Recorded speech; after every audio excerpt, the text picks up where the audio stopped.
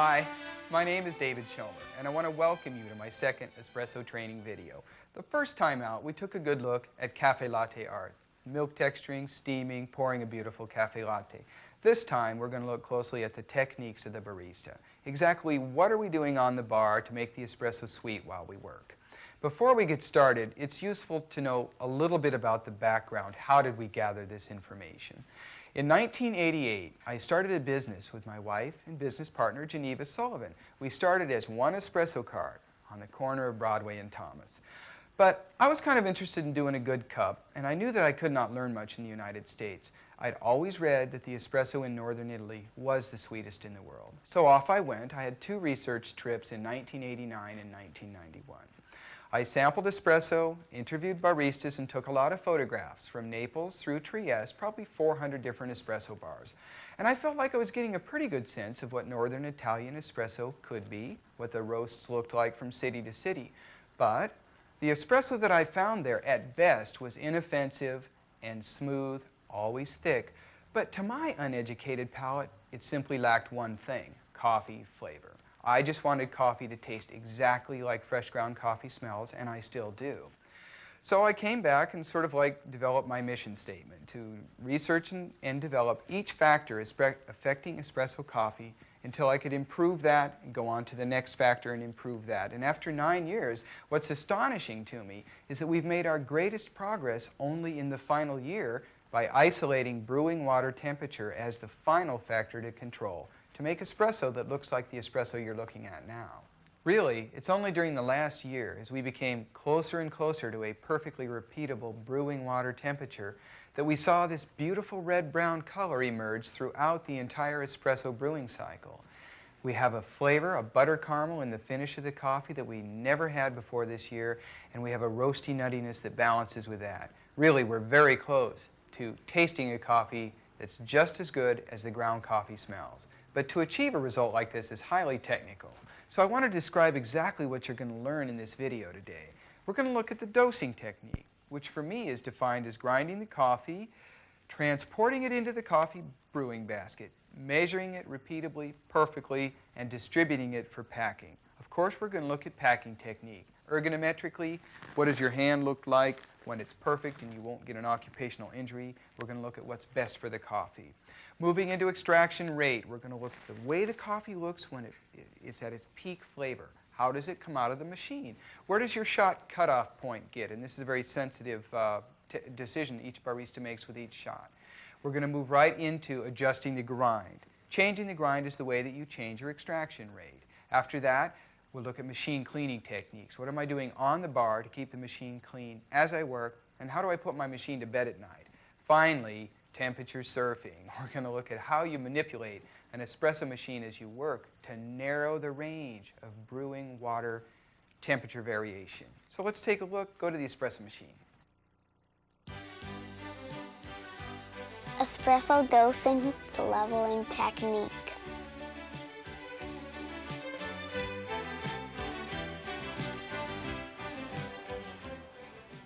So the first thing that we're going to look at is dosing the coffee, which to me means grinding, getting the coffee from the grinder into the coffee basket, distributing it perfectly evenly with my finger, and measuring it at the same time. So let's take a look at how it looks.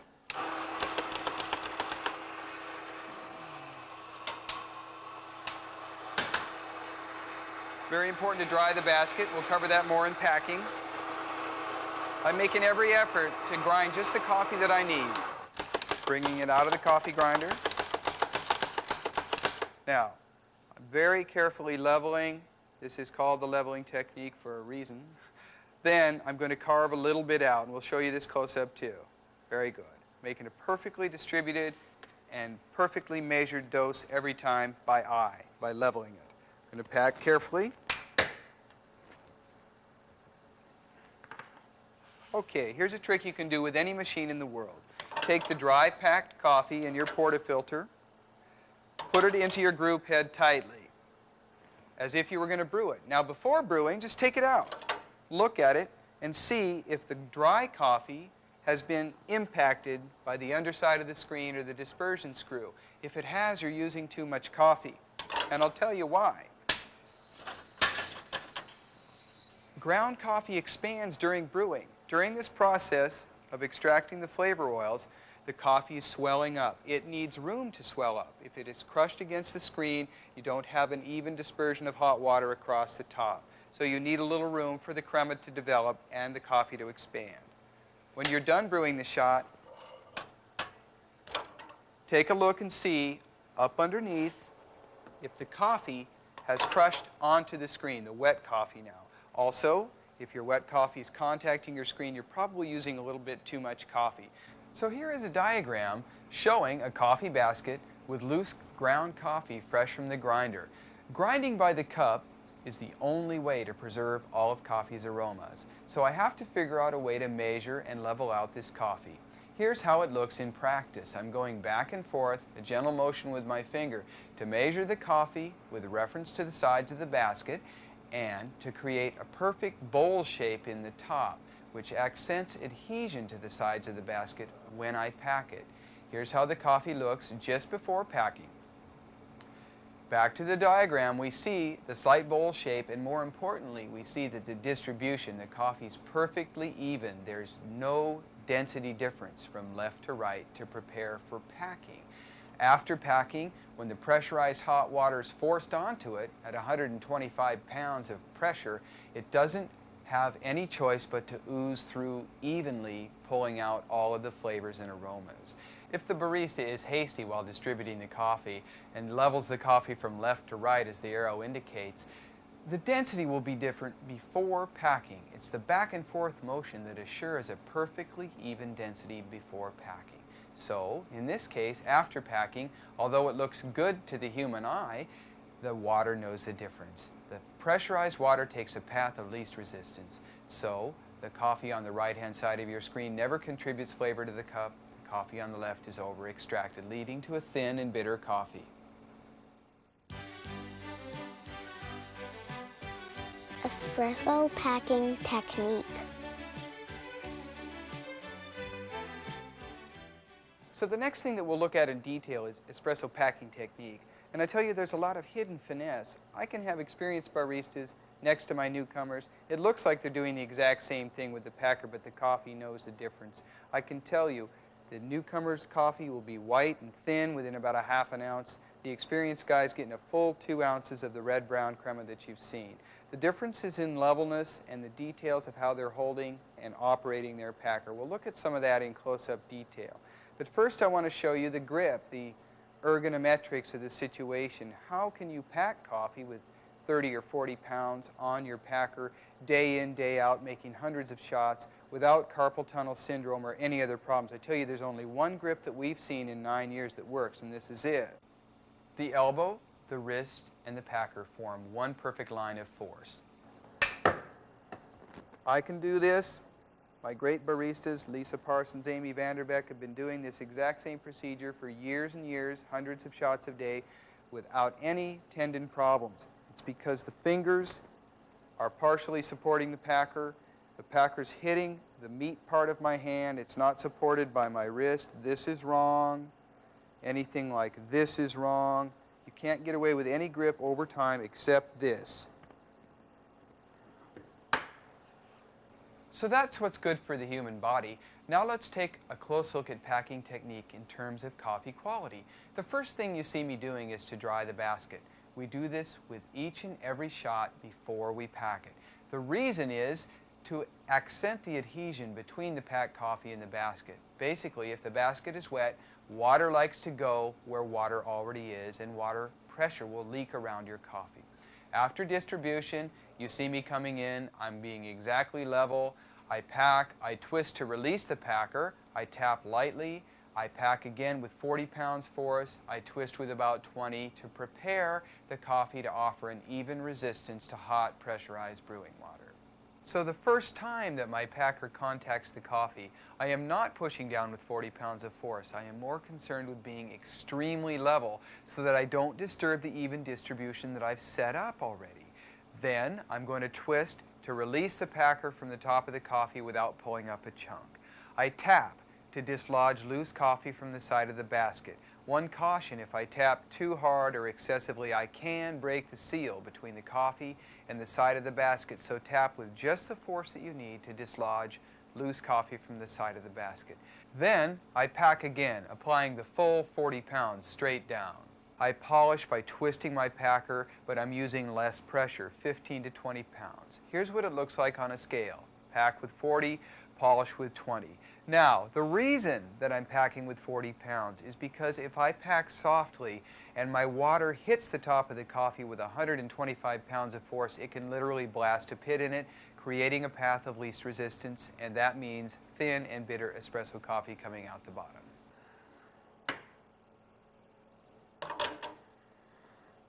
So in review, we've seen that packing has to be exactly level, 30 to 40 pounds. It has to have a nice polished stroke to present an even resistance to pressurized water. In addition, you've got to be very careful to provide a good adhesion between the coffee and the side of the basket. But I must say that packing is one of the things that gives us the very most trouble still at Espresso Vivace. The only way that we know how to do it to get a good espresso is to pack by hand. But I speculate that a jig that held the packer exactly vertical and held the portafilter exactly flat would help us quite a bit. So who knows, I might have to build one. Brewing time and shot cutoff.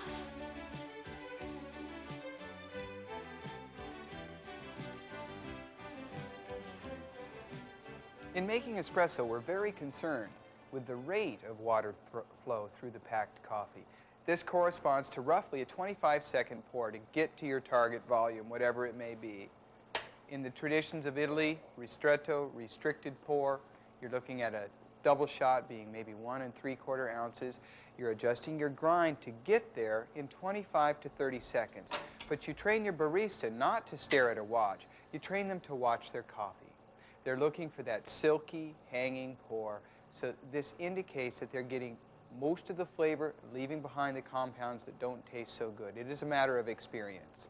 Now for shot volume, between 1 3/4 ounce, your minimum double shot ristretto, to maybe a 3-ounce lungo, you would have a whole world of flavor differences. It's up to you, the bar owner, whatever blend you have, to choose exactly how you want your coffee to taste. Experiment with different shot volumes. 1 3/4 ounces you'll find tastes completely different than 2 ounces, provided all your factors are in your control.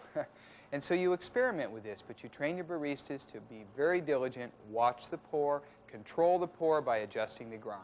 That's the next section we'll look at, adjusting the grind. Adjusting the grind. So the well-trained barista, watching his pour or her pour very carefully for the ideal extraction rate that you've seen in this video, will no doubt notice that it changes all the time. The reason that the extraction rate changes is the ground coffee is hygroscopic. It absorbs or expels water into the surrounding air very quickly during grinding and packing. If it's more humid, the coffee starts to slow down and a more coarse grind is needed. If it becomes dry, and these changes occur very quickly around the grinding station all the time, if it becomes dry, you need a little bit finer grind in order to keep the same extraction rate. So the barista, properly trained, is adjusting his or her grind really up to 100 times per shift. It's not uncommon. It's very much like tuning a wooden violin outdoors. There's constant little changes that the instrument is going through. There's constant little changes that the espresso coffee is going through. And this knob is your control knob. Again, a little bit finer, slows down the extraction rate, keeping the packing weight and the dosage exactly constant always. Always pack the same and always dose the same. If your espresso pour is too slow, you simply make the grind a little more coarse to speed up the extraction rate. Now, I'm adjusting my grinder with a knob. Many grinder dosers made throughout the world feature an adjustment collar. The point is that you can adjust the extraction rate by making fine changes to the coarseness of the grind.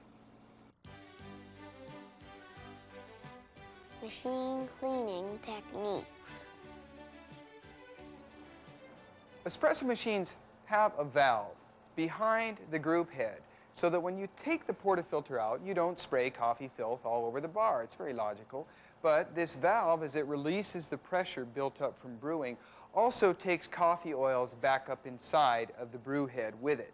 So you must release them by rinsing. Every time you make a shot, you turn off the pump, and you release this water. And I'm going to show you this time for demonstration purposes. When you train your barista, you show them that this is what is trapped every time you make a shot inside the brewing head. It's a bunch of coffee oils and grounds. So, to repeat, when the shot is done, every time you simply take the handle out, activate the pump for just a moment, and put the handle back. We call it rinsing, and as simple as it is, it's one of the hardest things to get my people to do in a high-volume environment. It's part of cleaning as you go. The other part of cleaning as you go, we call scrubbing.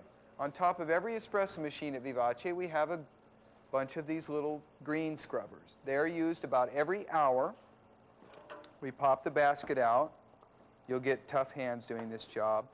And you take a quick wipe with your green scrubber around this thing, and you rinse using your hot water jet in order to clean this basket out. Now, a couple of words about cleaning in general. Cleaning and thermal integrity work against each other. When I have this portafilter out of my machine, I'm losing heat from my head, I'm losing heat from the portafilter. So I'm very quick about cleaning as I work, and I always rinse using this jet so that I'm adding heat to the portafilter. So there's a couple of cleaning techniques we do as we work. We are dumping the dirty water out of the head, we're scrubbing the filters about every hour, and one other comment is the more coffee you make, the less cleaning your machine needs, not the other way around. As these oils sit on the metal surfaces, they become rancid through not being used. So if you're making 2 or 3 shots an hour, your machine will foul in just 40 or 50 minutes because of these oils being on the surfaces. Now, say you've just worked a line of 10 people, and you want to take and give your machine a little break. You're going to back flush it. That's as follows. Take this portafilter that's fitted with no holes. This is a coffee basket with no holes, a special kind called a blind filter. This is used to rinse this valve mechanism, and here's how you do it. Take your portafilter, stash it in the other head wide to keep it warm. Take this thing right here. Actually, let's backtrack. I'm going to take this brush first, and I'm going to clean sediment off the head and from around the gasket real quickly. Then, replacing that, I'm going to use this thing in a loose manner to rinse that gasket by running water over the edges of it. Then I'm going to back flush by locking it in place, pressurizing and releasing the pressure to blow the coffee oils out the back of the machine, out the back of the drain that have accumulated in there. You can hear it. Okay, I'll do that about twice. That's back flushing. Now, my machine is ready to sit for 5 or 10 minutes should I need to wait for the next customer. But before we go to close-ups on cleaning it for the evening, I want one other comment to be made. This coffee, we leave the puck inside the group. It adds heat and coffee oils for the next shot. But there's a danger. If you leave this spent coffee in the group for more than 10 minutes and it's contacting this screen up here, you will foul your machine. So once again, the dosage is related to cleaning. You see how everything is interrelated. So let's take a good close look up under here, and I'll show you how to scrub for the evening procedure. During the day, coffee oils can accumulate behind the dispersion screen and on the group head. So simply take your screwdriver, which should be part of your toolkit that lives on top of your espresso machine at all times, available for the barista. Drop your dispersion screw and take out the screen. What you want to do is examine this screen and make sure that it's clean. And if it's not this clean, give it a good cleaning with your Americano jet, your hot water jet. Then use your green scrubber and polish the group head, polish around the edge of the group head. This is essential to maintain a sweet machine. Follow with your gasket brush, replace your dispersion screen and your dispersion screw. This is a good nightly treatment to keep your group head clean and free of oils. You're going to follow with an espresso machine cleaning agent, espresso detergent in your blind filter. So simply add espresso machine detergent to your blind filter and lock it into your group head.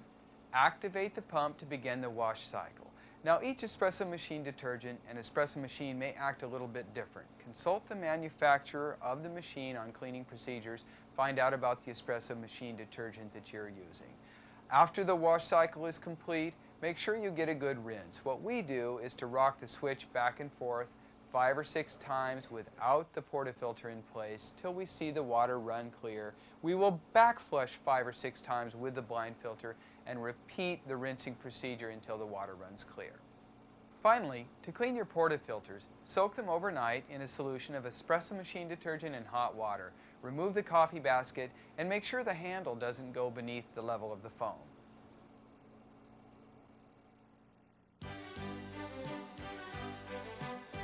Thermal control temperature surfing. Well, I've discovered using a very sensitive digital thermometer fitted with a K-type bead probe. This very small tip is really a thermometer probe. It's a thermocouple called a K-type probe. We ran the probe up through a double basket right into the espresso portafilter. The resulting rig looks like this. The K-type bead probe is run through the basket so that it sits in the top of my coffee. Why am I telling you all this? I'm telling you because what we've learned using this very sensitive thermometer and observing the temperature of espresso machines, 20 different brands, during the brewing cycle, is that the very best of espresso machines feature a stability of brewing water temperature no better than plus or minus 4 degrees Fahrenheit. That's an 8-degree range of accuracy. It's a complete joke. I know that the coffee will respond right down to plus or minus 1/10 of a degree Fahrenheit because I have a prototype machine behind me that's good for about plus or minus 2/10. And like I said at the beginning of this video, we've seen our greatest improvements as I begin to focus on temperature stability. But what can you do? All right? As a practical matter, heat exchange machines accumulate heat when they're not in use.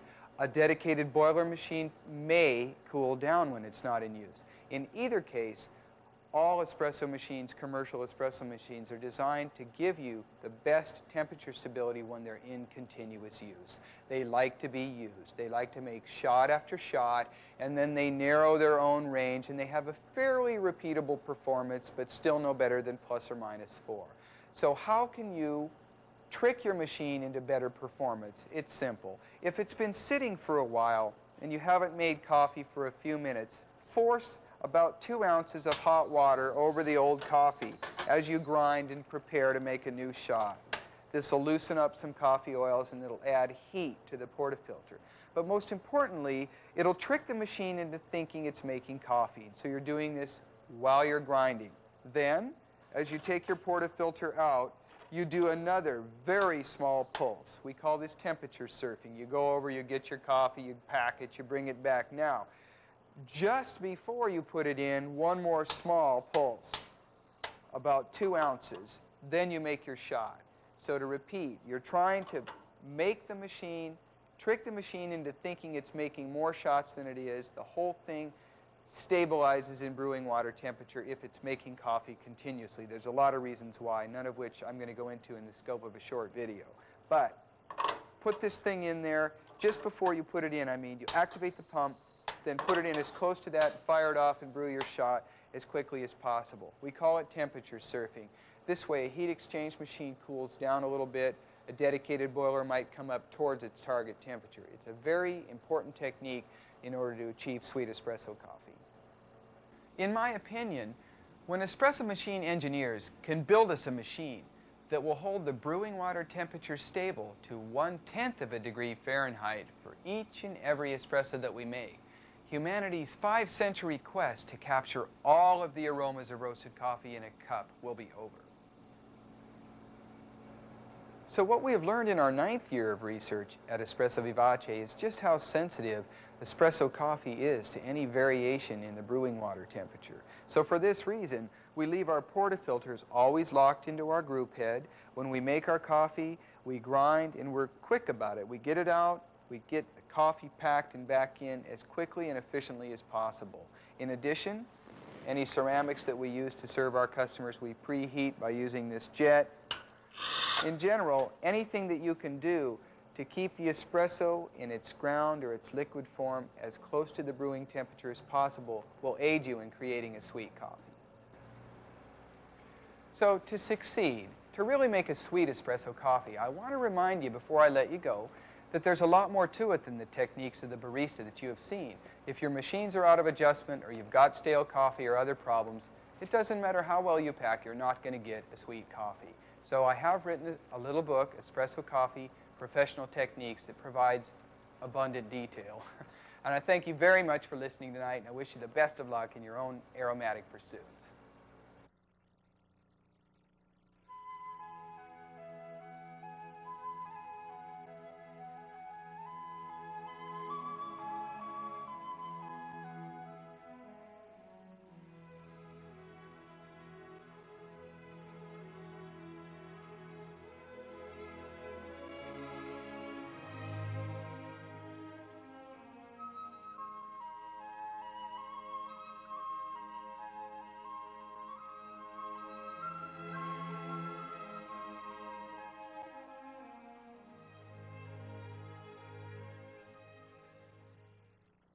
Thanks for watching.